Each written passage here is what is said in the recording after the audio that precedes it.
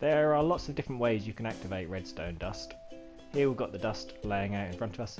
The first one, you can see a light sensor. Now if we look, the sun is in the sky, so there is light reaching the redstone dust, therefore it is activated, and you can see that by the fact that the redstone dust is lit up and it is sort of sparkling. The next way you can activate redstone dust is with buttons. Now you've got two different types of buttons.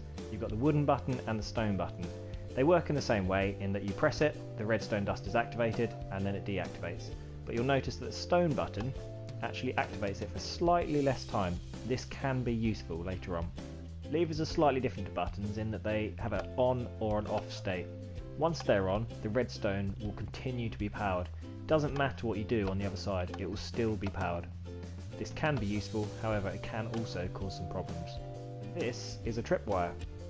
Tripwires are activated when the player goes between them, but you'll notice when I walk between them at the moment it's not activated. That's because we still need to put some string between it.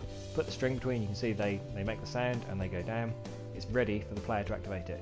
Now if the player is in there, this is going to be hard to show, you can see that the redstone dust is activated. That will also be activated by mobs.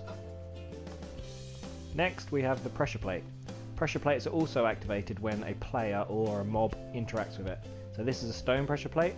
I stand on it, it activates the redstone. You've also got the wooden pressure plate.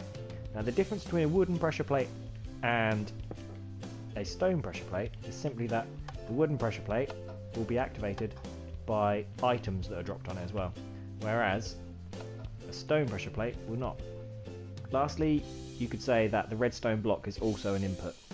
The redstone block is a block made of redstone dust, and when it's touching redstone dust it sends a signal. Now I've got a sticky piston here with a lever next to it, so I'll use my lever as the input, and you can see here that the redstone dust is then activated. I can then deactivate it by moving the piston back. And there you have it.